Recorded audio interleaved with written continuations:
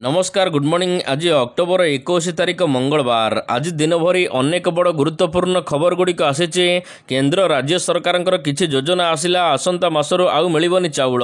अन्यपटे बात्या संपर्कित खबर आसी। यह सहित पीएम आवास योजना को नहीं बड़ सूचना आसी। तेबे आसंतु आज सकाळ आसीथिबा 20टी बड़ खबर उपरे नजर पकाइबा। नंबर 1 सड़क दुर्घटना मृत्यु को रोकने नवेम्बर 1 तारिख शून्य मृत्यु अभियान आरंभ। राज्यव्यापी सड़क दुर्घटना ह्रास एवं सड़क सुरक्षा वृद्धि लक्ष्य रे परिवहन विभाग पक्षर नवेम्बर 1 तारिख 15 तारिख पर्यंत शून्य मृत्यु पक्ष अभियान आरंभ होगा योजना करा जायछि। सड़क दुर्घटना एवं मृत्युहार वृद्धि को दृष्टि रखी एभली पदक्षेप निया जायछि। विभागर सूत्रରୁ जଣାपड़ी जे 2024 मसीहा समान समय तुलन में 2025 मसीह राज्य में सड़क दुर्घटना जनित मृत्यु संख्या प्राय 7.5% वृद्धि पाई। जनवरी जून 2024 पर्यंत घटी 6364 सड़क दुर्घटन 3194 जनकर मृत्यु घटी। चलित वर्ष 2025 समान समय 240 जनकर मृत्यु घटी। नंबर 2 अधा ओडिशा रे नेटवर्क समस्या। डिजिटल इंडिया टैग लगाई आग को बढ़ुची देश। एमिति जे इंटरनेट बिना सरकारी योजनार लाभ पाई पारु नाहांती हिताधिकारी। कोर्ट कचेरी ठारू जमीबाड़ी मंडी रे चाषी मानकु धान बेकिबाकु हेले मध्य ओटीपी आवश्यकता पड़ुची। राज्य सरकार भी केंद्र देखा देखी सबु योजना को डिजिटाइजेशन कलेनी। यार मध्य रे ओडिशा रे किंतु आंठेई पड़िची डिजिटल इंडिया। राज्य मुख्य शासन सचिवों को केंद्र आदिवासी कल्याण मंत्रालय लिखिथिबा चिट्ठी रे एमिति अवस्था ओडिशार जना पड़िछि। ओडिशा रे 39% अंचल रे मोबाइल नेटवर्क समस्या रहिछि। आदिवासी अध्युषित अंचल रे पहुंची पारुनी मोबाइल सेवा। गंजाम केन्दुझर कंधमाल उपरे स्वतंत्र फोकस देबाको परामर्श दिया जाइछि। मन कहूछि किछि नुआ करिबा पई हेले पाखरे संबळ नाही।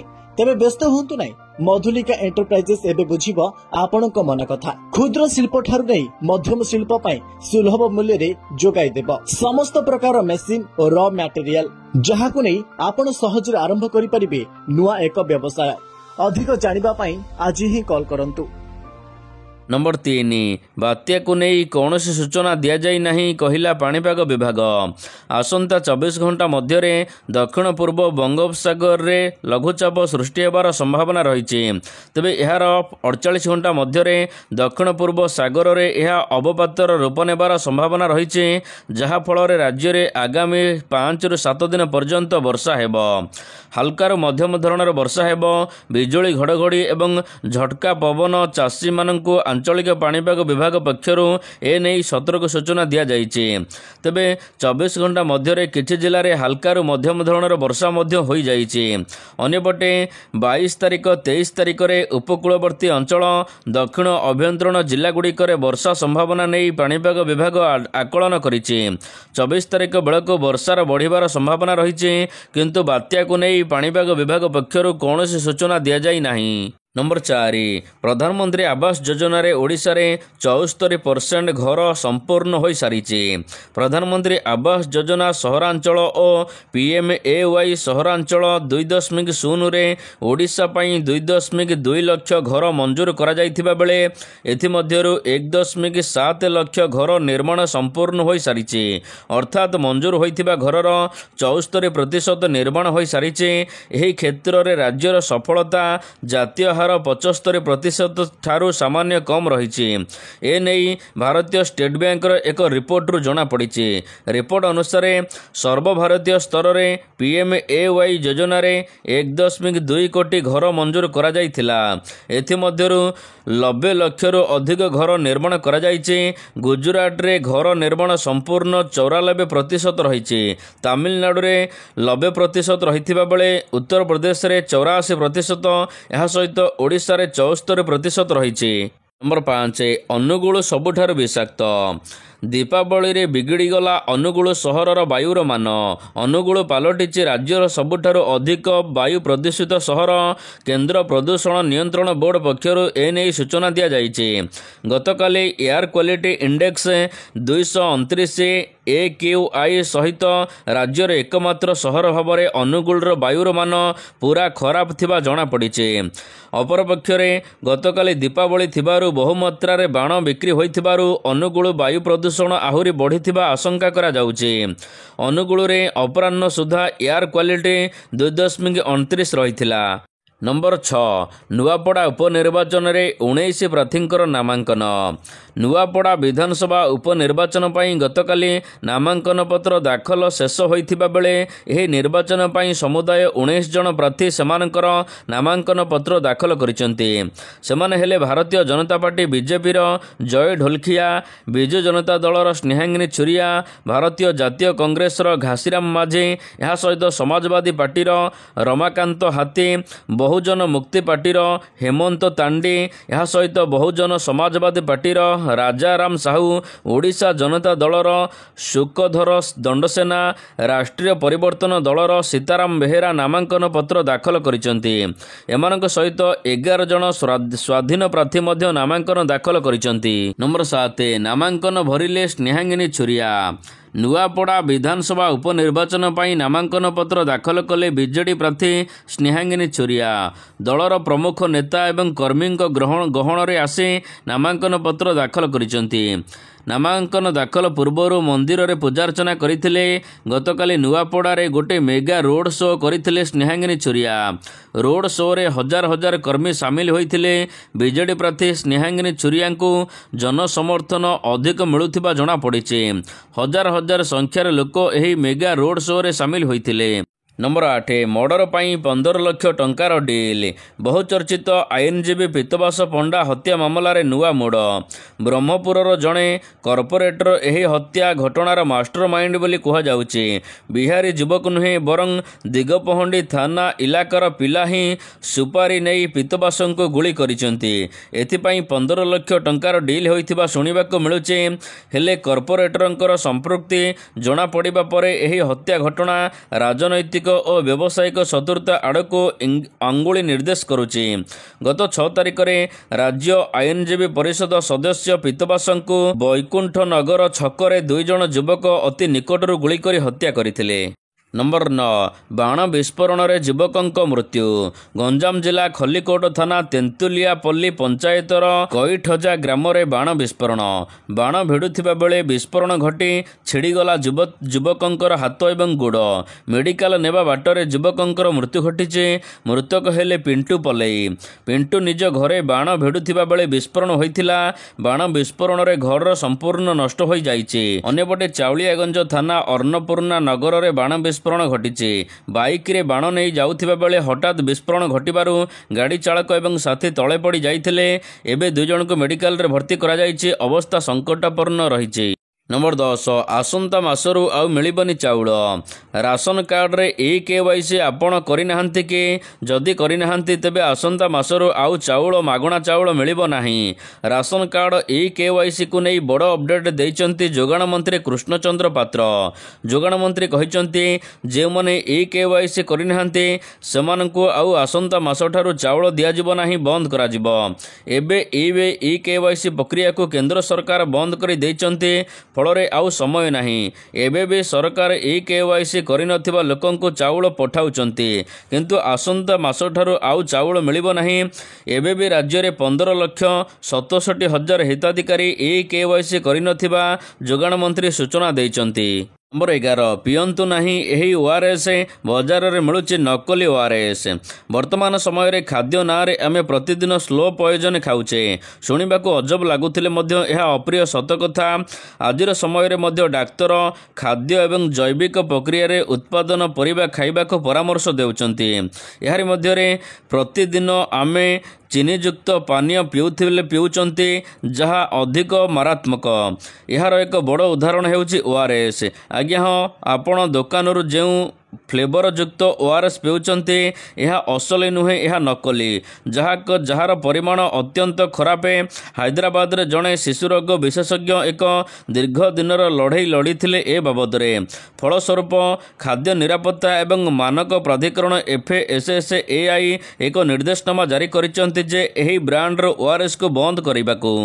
ନମ୍ବର 12, ଏହି ଦିନ ଚାଷୀଙ୍କୁ ମିଳିବ 2000 ଟଙ୍କା। କେନ୍ଦ୍ର ସରକାର ଚାଷୀମାନଙ୍କ ପାଇଁ ଅନେକ ଯୋଜନା କରୁଛନ୍ତି। ଏହାର ମଧ୍ୟରେ PM କିଷାନ ଯୋଜନାରେ ପ୍ରତି ବର୍ଷ 6000 ଟଙ୍କା ଚାଷୀମାନଙ୍କୁ ମିଳୁଛି। ତେବେ PM କିଷାନ ଯୋଜନାରେ ଏବେ 20ଟି କିସ୍ତି ଜାରି କରାଯାଇଛି। ବର୍ତ୍ତମାନ ଚାଷୀମାନେ 21ତମ କିସ୍ତିକୁ ଅପେକ୍ଷା କରିଛନ୍ତି। ମିଳିଥିବା ସୂଚନା ଅନୁସାରେ 21ତମ କିସ୍ତି ସରକାର ଅକ୍ଟୋବର ଶେଷ କିମ୍ବା ନଭେମ୍ବର ପ୍ରଥମ ସପ୍ତାହରେ ଦେଇପାରନ୍ତି ବୋଲି ଜଣାପଡ଼ିଛି। ନମ୍ବର 13, ବର୍ଷକ ମଧ୍ୟରେ 1,60,000 ଛୁଇଁବ ସୁନା ଏବଂ ରୂପା 2,24,000 ଛୁଇଁବ। ସୁନା ଦର ନୂଆ ରେକର୍ଡ ଛୁଇଁଛି।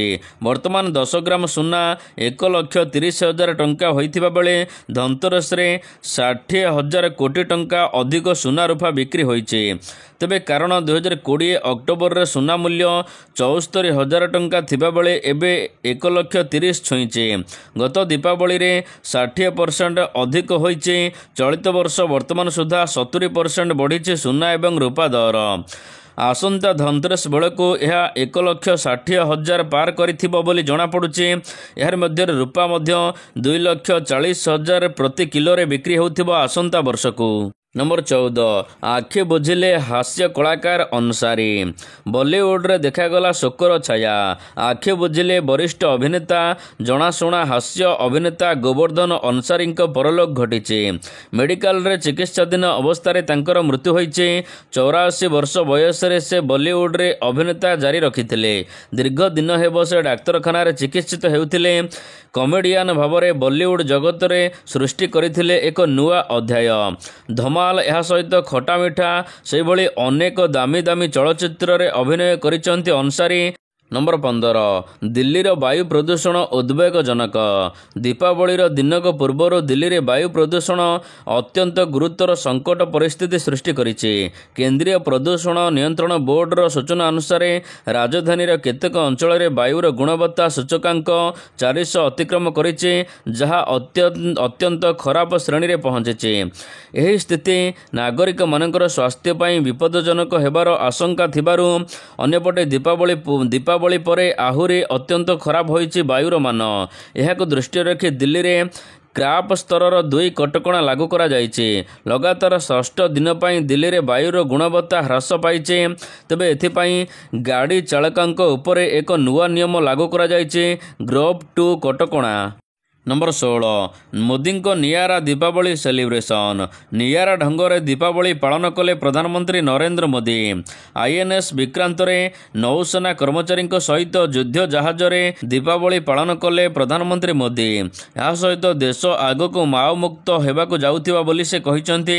ଭାଷଣରେ ସମସ୍ତଙ୍କର ମନ କିଣିଲେ ପ୍ରଧାନମନ୍ତ୍ରୀ। ସେ କହିଲେ କି ତାଙ୍କର ସୌଭାଗ୍ୟ ବୋଲି ଏହା ବର୍ଣ୍ଣନା କରାଯାଉଛି। ପ୍ରଧାନମନ୍ତ୍ରୀ ମୋଦି କହିଲେ ଯେ ଦୀପାବଳି ତାଙ୍କ ପାଇଁ ଏକ ସ୍ୱତନ୍ତ୍ର।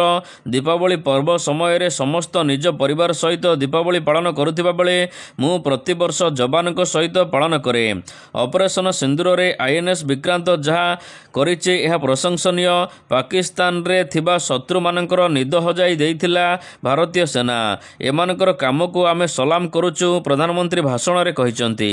ନମ୍ବର 17, ଟ୍ରମ୍ପଙ୍କୁ ଭେଟିବେ ପ୍ରଧାନମନ୍ତ୍ରୀ ମୋଦି। ଏସିଆନ୍ ମାଲେସିଆନ୍ ସିମିରେଟ୍ରେ ଟ୍ରମ୍ପ ଏବଂ ପ୍ରଧାନମନ୍ତ୍ରୀ ମୋଦିଙ୍କ ମଧ୍ୟରେ ଭେଟ ହୋଇପାରେ। ତେବେ ଏହି ସମୟରେ 2 ଜଣ ନେତାଙ୍କ ମଧ୍ୟରେ ଟାରିଫ ବାବଦରେ ଆଲୋଚନା କରାଯାଇପାରେ ବୋଲି ମଧ୍ୟ କୁହାଯାଉଛି। ଏହି ସମୟରେ ଟ୍ରମ୍ପଙ୍କ ତରଫରୁ ପଜିଟିଭ ରେସ୍ପନ୍ସ ମିଳିପାରେ ବୋଲି ଅନୁମାନ କରାଯାଉଛି। ତେବେ ଗୋଟିଏ ପଟେ ଗତକାଲି ଟ୍ରମ୍ପ ଭାରତକୁ ପୁଣି ଥରେ ଟାରିଫକୁ ନେଇ ଧମକାଇବା ଖବର ମଧ୍ୟ ସାମ୍ନାକୁ ଆସିଛି। ଆମେରିକା ରାଷ୍ଟ୍ରପତି ଡୋନାଲ୍ଡ ଟ୍ରମ୍ପ କହିଛନ୍ତି ଯେ ଯଦି ଭାରତ ରୁଷିଆରୁ ତୈଳ କିଣିବା ଉପରେ ପ୍ରତିବନ୍ଧକ ନ ଲଗାଏ ତେବେ ଭାରତ ଉପରେ ଭାରି ଶୁଳ୍କ ଲାଗୁ କରାଯିବ। ଏହା ସହ ଆଗକୁ ଏନେଇ ଦାବି କରିଛନ୍ତି କି ପ୍ରଧାନମନ୍ତ୍ରୀ ମୋଦି ତାଙ୍କୁ ବ୍ୟକ୍ତିଗତ ଭାବରେ ତୈଳ କିଣିବା ବନ୍ଦ କରିବା ପାଇଁ ପ୍ରତିଶ୍ରୁତି ଦେଇଥିଲେ ବୋଲି ସେ କହିଛନ୍ତି। नंबर 18 बिहार निर्वाचन में भैबवଙ୍କ एंट्री 14 वर्षीय भैबव सूर्यवंशी क्रिकेट जगत में एक स्वतंत्र छाप सृष्टि करिसेंती। बिहार यही 14 वर्षीय क्रिकेटर 2025 रे राजस्थान रॉयल्स पई आईपीएल रे डेब्यू करथिले। तेबे आईपीएल इतिहास रे से द्रुततम शतक हासिल करिसेंती। ଏହା ପରେ से विश्व टेस्ट रे मध्य निजर छाप देखाइबाकू 19 वर्ष कम क्रिकेट रे निजर स्वतंत्र अभियान आरंभ करिसेंती। तेबे बिहार निर्वाचन दुईटी पर्यायर मतदान हेबाकू जाउछि। भैबव सूर्यवंशी को एबे भविष्यतर भोटर आइकन भाव में मनोनीत करा जाइछि। सूर्यवंशी लोकंकु भोट देबाकू मतदान आगकू बढ़ाइबाकू एक वीडियो निर्वाचन कमिशन जारी करिसेंती। नंबर 19 भारत आसिब अफगानिस्तान क्रिकेट टीम। पाकिस्तान आक्रमण में अफगानिस्तान 3 जन क्रिकेटर मृत्युवरण करिसेंती। ए नहीं पाकिस्तान सहित अफगानिस्तान क्रिकेट संपर्क छिन्न करिছে। रिपोर्ट मुताबक अफगानिस्तान और भारत मध्य द्विपाक्षिक क्रिकेट सीरीज आरंभ हेबो, जहां पाकिस्तान को शक्त झटका देइছে। अफगानिस्तान 19 वर्षर कम क्रिकेट टीम आसंता मासरे भारत गस्तरे आसिबे। अफगानिस्तान बोर्ड पक्षरु यह स्पष्ट करा जाइছে।